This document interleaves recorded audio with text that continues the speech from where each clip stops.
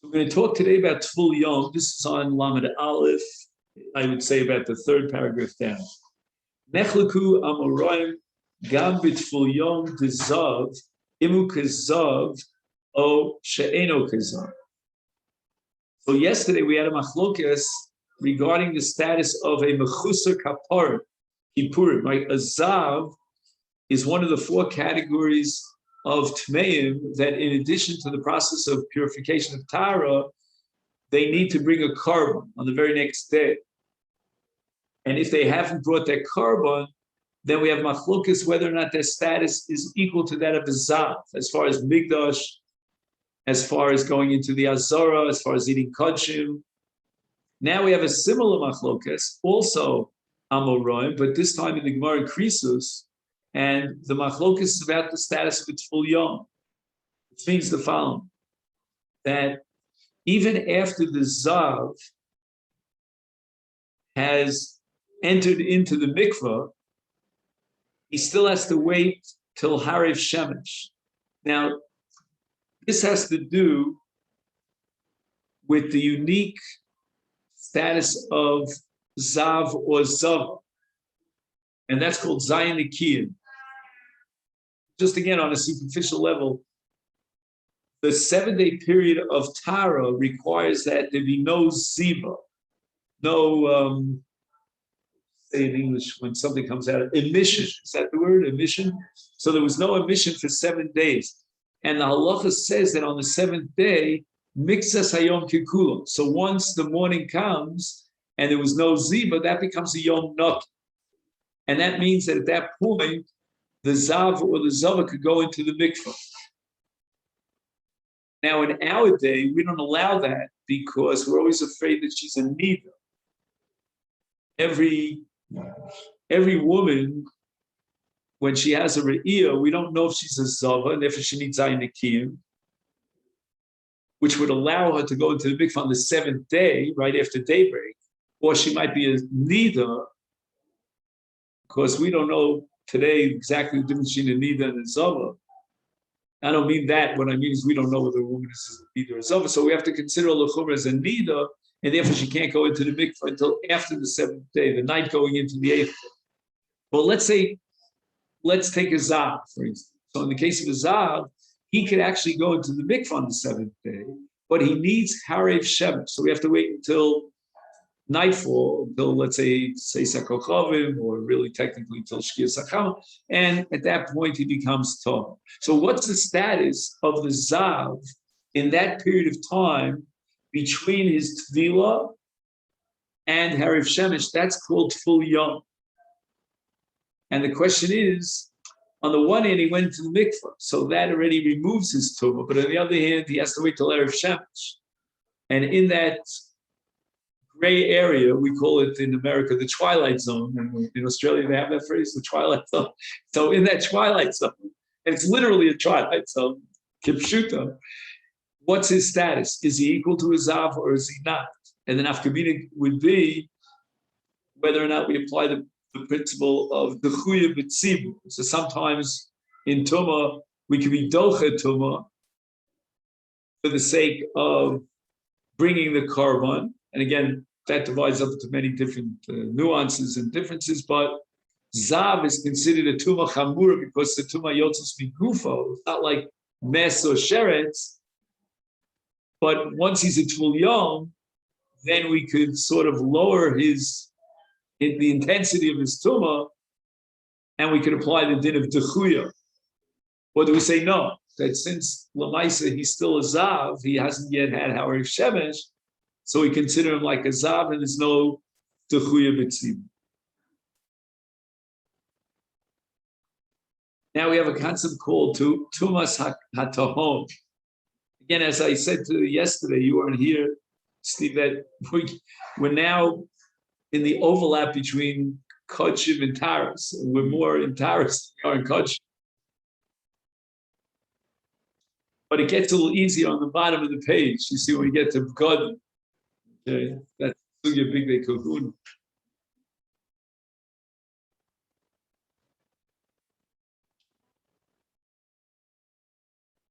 So I'm just going to read this through don't expect any great revelations here because we're not learning Taras. He says, Af she'ein omrim hatzitz meratze ala tuma el b'tumas carbon, so that we always have two categories in Kodshim of tuma. We have the tuma of the Bailim and we have the tuma of the Kohanim. He says, Ein omrim hatzitz meratze ala tuma el b'tumas carbon.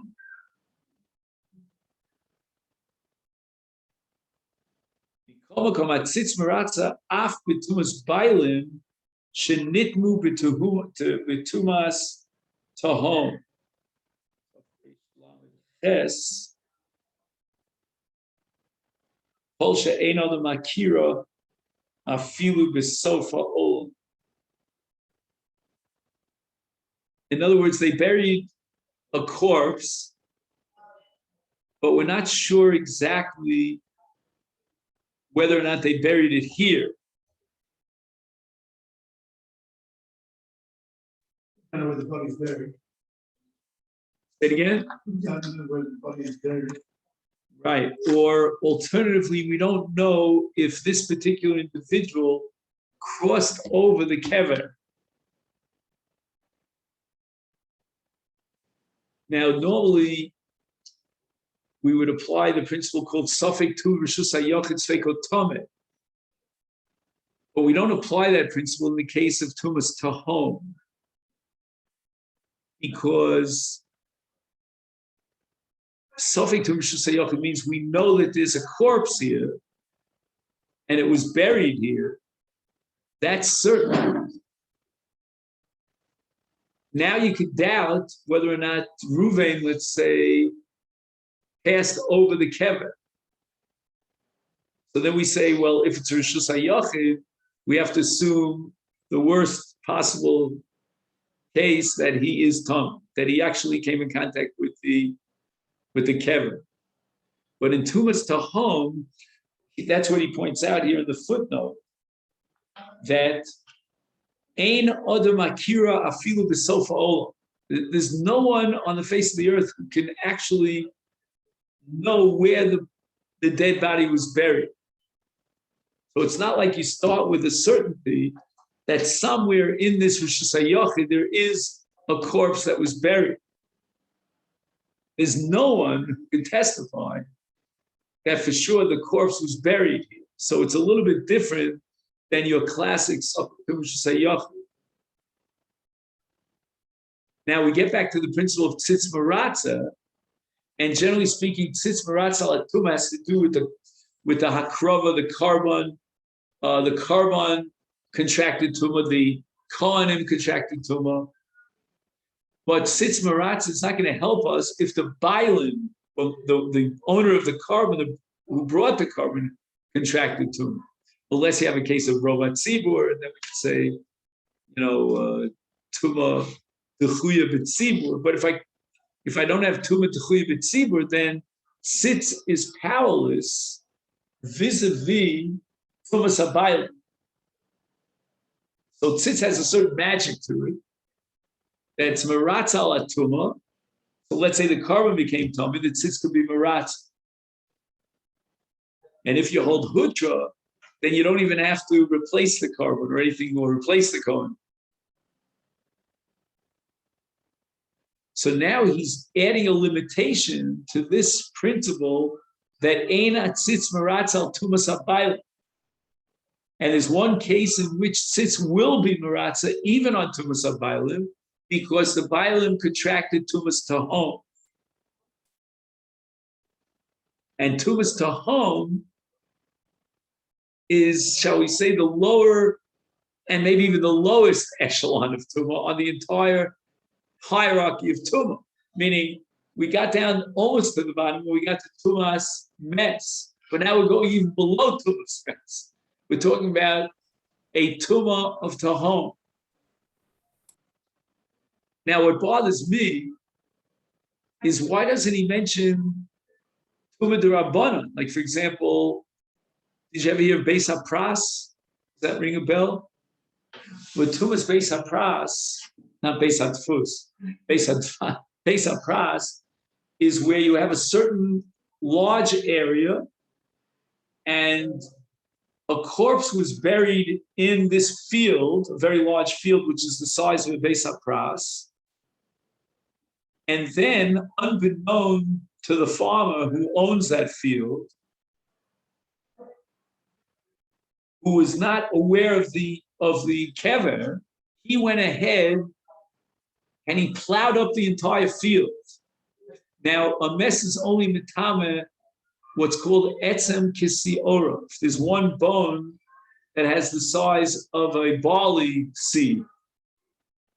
But now, when he does a charisha, again, it all depends on how deep the teeth of the plow actually go. But let's assume that the teeth of the plow will actually go subterranean to everything in the field, and therefore you might not even have an etzem kisora.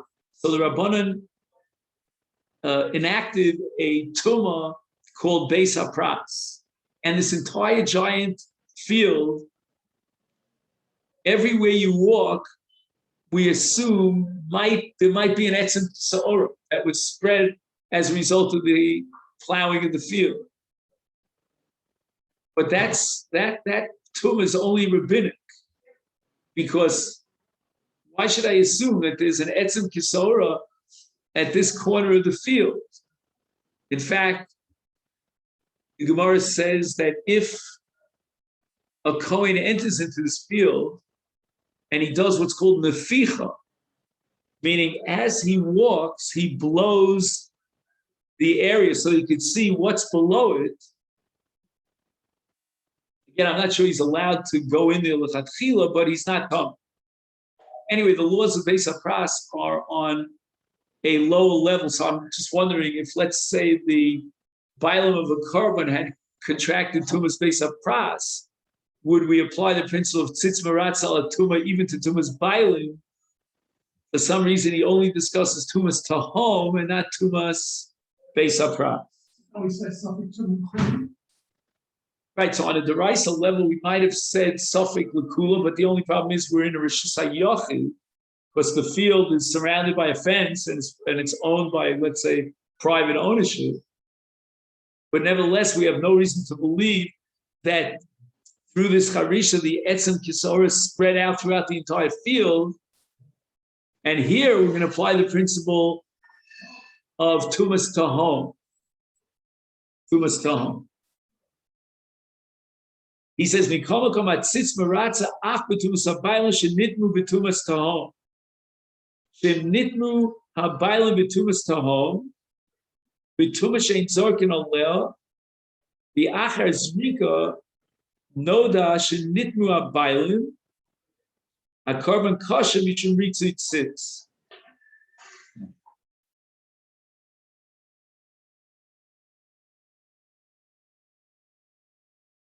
Okay, now let's understand that normally if a person contracts tumas mes, then in order to extricate himself and purify himself from the state of tumas mes, he has to have zrika, which means on the third day and the seventh day, he needs hazah from the mechatas. So that already, in other words, if you're looking for a sign, a barometer for tumas mes, it's the requirement of hazah b'gimel b'zayin. In tumas tahom, we don't require zrika, and that's going to prove to us that we're talking about a level of tumah that's even lower on the echelon than tumas mes. And therefore, if the Bailim contracted that tumah, where you don't even require Hazab and Gimel and Zion, then it sits as Maratza al Tumas Bailim. If Nitnu HaBailim with Tumas Tahom, the Tumah She'ein Zorkin Aleh, the Achar Zrika Noda She'nitnu HaBailim. So they were already Zork the Dam of the Korban, then they find out that the Bailam was Meim, is a carbon Kodshim mishum ritzei atzitz. Okay, so it's a little bit different than what I told you. Just 1 second. Taf reish lamed tes. Where is Taf? Oh, nechlu kishon carbon tzibur b'vat nazir kishit. Oh man, this gets really complicated.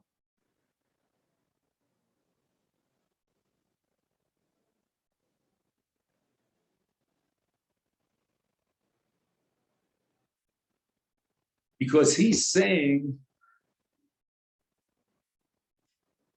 that this halacha of ritzit sits only applies in a case of A, tumas tahom, but B, the second condition is that there was no awareness of the fact that the Bailim had contracted tumas tahom until after they did the zrika of the dam.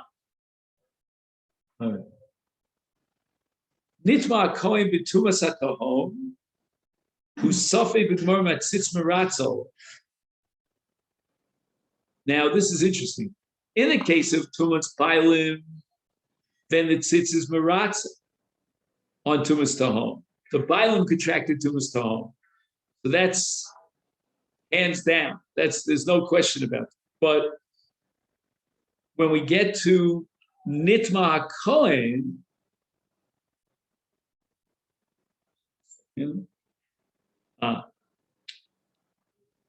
so he's assuming now the following 3 categories.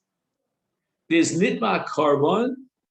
On the other hand, there's nitma bailim, and in the middle we have nitma kohen. So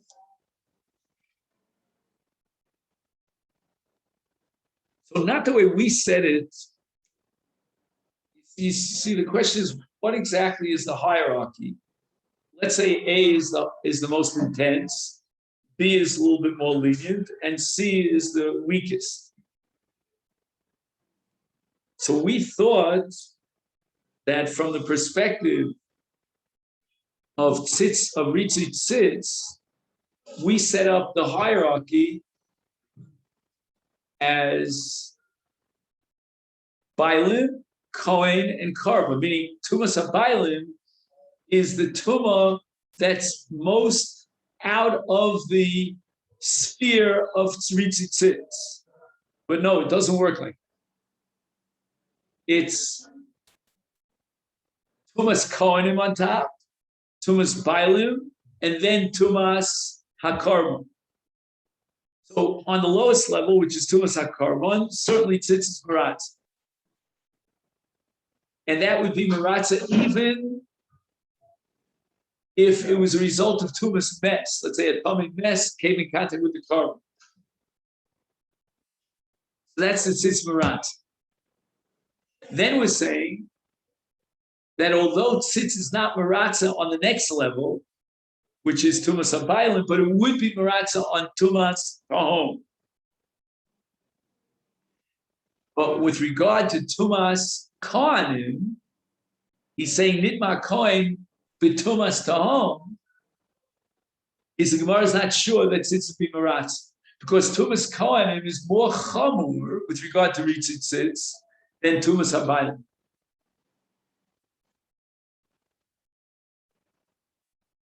All carbon shekarev b'tuma. So let's say that the tzitz is meratza on a carbon that's nitma, but nevertheless, ein ochem es besara carbon, and that would apply in one of 2 scenarios: either if gufa ochel was tamei, or if the basa was tamei. So I would add the following footnote, that it goes without saying that the emurim could not be burnt on the mizbeach. He doesn't even mention that. But what about that basar that is allotted, that is designated for the achilas hakohen or achilas habaylim in the case of shlomim? So tzitz meratza and the bringing of the carbon b'tumah has no impact on the basar carbon. He doesn't even talk about the part of the carbon that's a murim. But let's focus our attention on the part of the basar carbon which is eaten by the kohen or the bailim.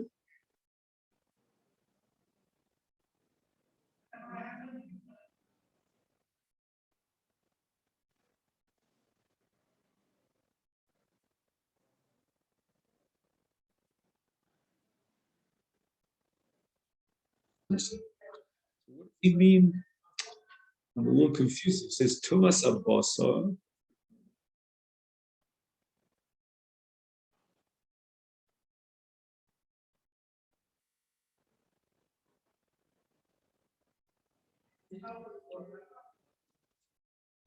There's a reality here which I don't understand. Take a look in Tafresh Mem Aleph. Korban Abba B'Tuma Achabasa Nishar Tar. What does that mean? How can you have a korban and the boss is tar?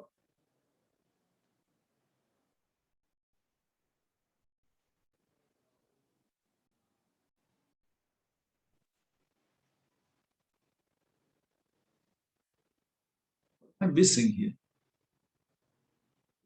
Didn't we say something before? I mean, after Shkita, did the busser? No, but did they get, even before Zrika, you could eat busser or no? No. Zrika is not the Achilles Abasa and the Haktaris Abasa Agavi Mizbeh.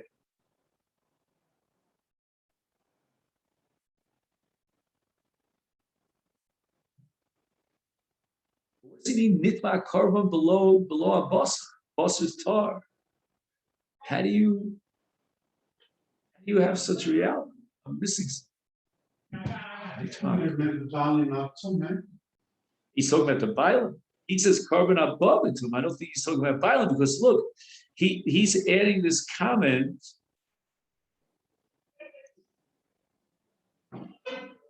I don't think so. But again, he's adding this comment. What number is it? Tov Reish Mem Aleph, right? He's adding this comment to a case of Tumas Haguf, Shla Ochel, or Tumas Habasa. So he's telling you that the carbon is Karev B'Tuma.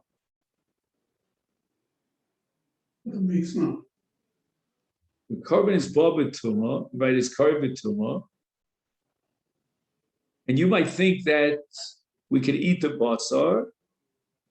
So he's telling you that in event that either the bialim became tummy or the basar became tummy. Well, what does it mean the basar became tummy?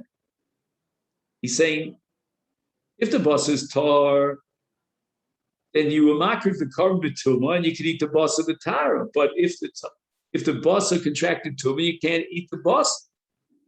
Well, what do you mean it contracted tumah? You're talking about a carbon that's karev b'tuma.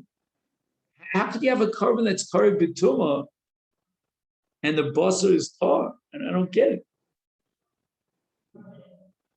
Just 1 second. What am I missing here? Carbon.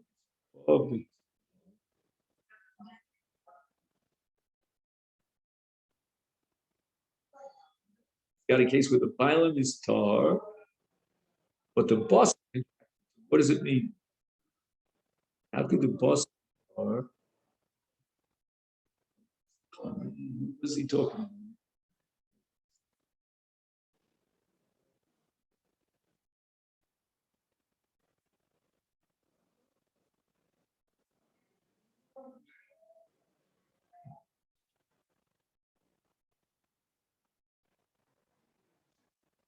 I just don't know what the reality. I mean, I could say something, but it's probably stupidity. But maybe it means the tluffin or the tail, or there's certain parts of the animal that are not called basar. And maybe those parts became tummy, but the basar remained tar. I don't know exactly how that. See, unfortunately, this is a summary. That's the drawback. We've in general, it's okay, but there are always cases where the pedagogy falls short. He tries to be so abridged that he doesn't flesh it out.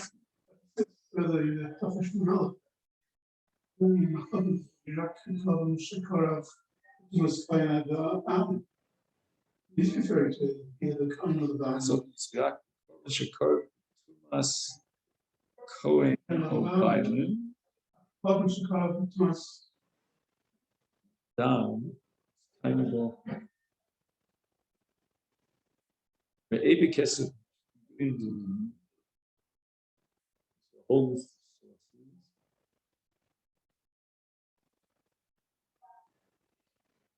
book is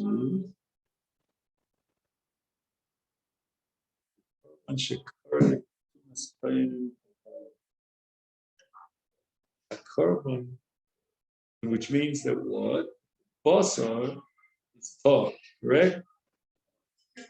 The coin is tummy, the bilam is made, but the basar is taught. They say that sits in rats on the bus.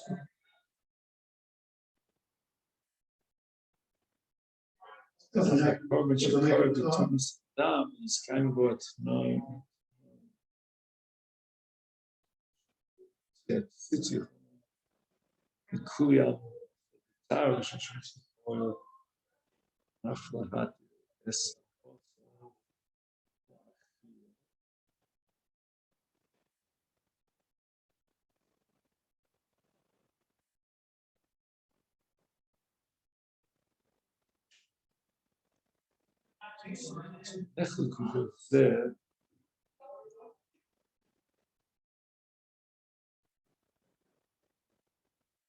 I'm gonna have to come back to this.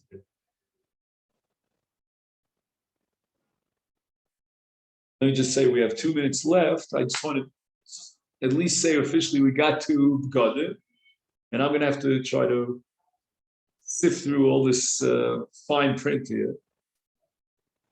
Mechusa Kippurim V'Zav. Right, we had a machlokes. What's the status of a zav that's mechusa Kippurim? L'shita sover shedino kizav eno yochel lechol af the korban pesach. All right, so what we skipped was that in korban pesach there's a special halacha that if the pesach is brought betuma, then we can even eat the basa betuma, because the whole purpose of the korban pesach is to eat the basa. Now he wants to know what happens in the case of a korban pesach. Mechusa Kippurim to Zav, and we're holding that Dino Kizav. Eino Yochel Lechel Af Korban Pesach Me'achashu Kizav Harelo Huchelo Tum. So the heter of Tumah of eating the basar of the Korban Pesach with Tumah only applies to Tumas Mes, but not to Tumas Zav. And now we're holding that a Mechusa Kippurim to Zav has the same status as Zav. Okay, then so we're going to stop here. And then we'll try to fill blanks tomorrow.